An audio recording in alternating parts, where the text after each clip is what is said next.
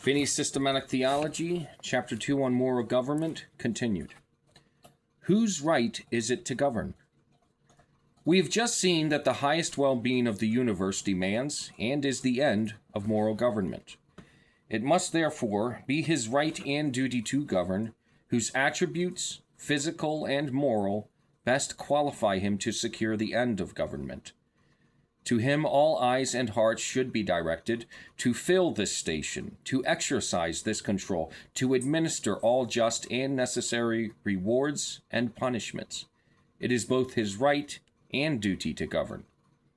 That God is a moral governor we infer. Number 1, from our own nature. From the very laws of our being, we naturally affirm our responsibility to him for our conduct. As God is our creator, we are naturally responsible to him for the right exercise of our powers. And as our good and his glory demand or depend upon our conformity to the same rule to which he conforms his whole being, he is under a moral obligation to require us to be holy as he is holy. Number 2, his natural attributes qualify him to sustain the relation of a moral governor to the universe. Number 3, his moral character also qualifies him to sustain this relation.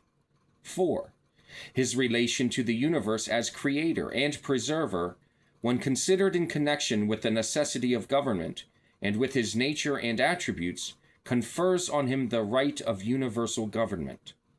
5, his relation to the universe and our relations to him and to each other render it obligatory upon him to establish and administer a moral government over the universe. It would be wrong for him to create a universe of moral beings and then refuse or neglect to administer over them a moral government, since government is a necessity of their nature and relations. 6, his happiness must demand it, as he could not be happy unless he acted in accordance with his conscience. 7, if God is not a moral governor, he is not wise. Wisdom consists in the choice of the best ends and in the use of the most appropriate means to accomplish those ends.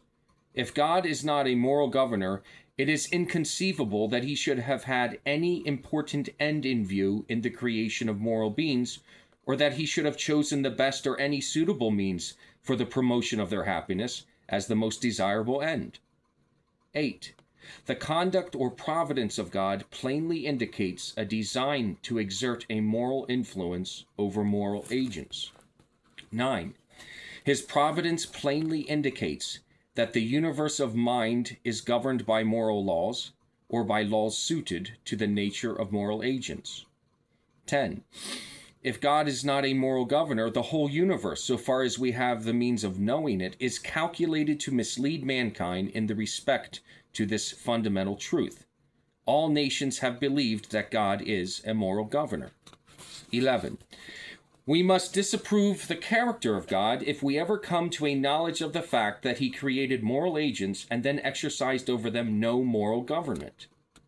12, the Bible, which has been proved to be a revelation from God, contains a most simple and yet comprehensive system of moral government.